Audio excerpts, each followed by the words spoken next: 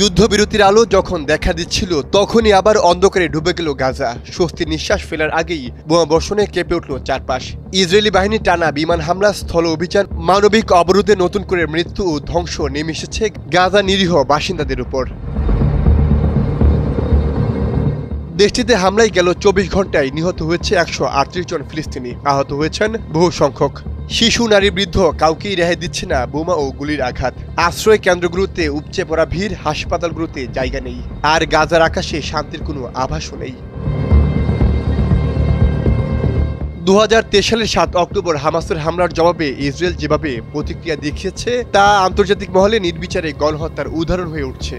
বিমান ও স্থলপথে একটানা বোমাবর্ষণে প্রাণ গেছে ৫৭,০০০ বেশি ফিলিস্তিনির, যাদের মধ্যে ৭০% নারী ও শিশু রয়েছে। আহত হচ্ছে প্রায় ১.৫ লাখের বেশি মানুষ। এদিকে চলমান সংঘাত থামাতে যুদ্ধবিরতির প্রস্তাবে ইতিবাচক সাড়া দিয়েছে হামাস। বিবৃতিতে হামাস জানায় তারা মধ্যস্থতাকারীদের কাছে ইতিবাচক জবাব জমা দিয়েছে এবং যুদ্ধবিরতির কাঠামো বাস্তবায়নের প্রতিক্রিয়া নিয়ে দ্রুত আলোচনায় বসতে প্রস্তুত তারা।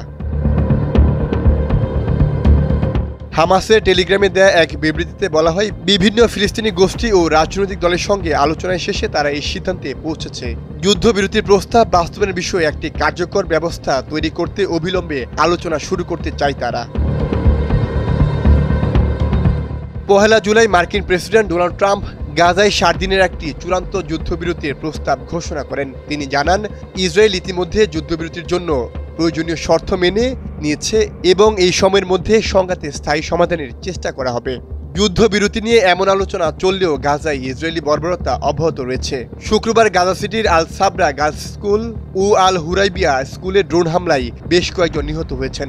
খান ইউনিস এবং জাবালিয়াতে অনেকে প্রাণ হারিয়েছেন।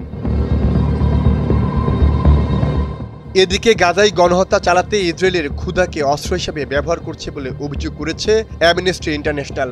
সংস্থাটি বিবৃতিতে জানিয়েছে, গাজা উপত্যকায় ইসরায়েলি এখন সাধারণ মানুষের বিরুদ্ধে ক্ষুধাকে অস্ত্র হিসেবে ব্যবহার করছে, যা ফিলিস্তিনিদের উপর চলমান গণহত্যার অংশ। সাইমুল হক খান, সময়ের আলো।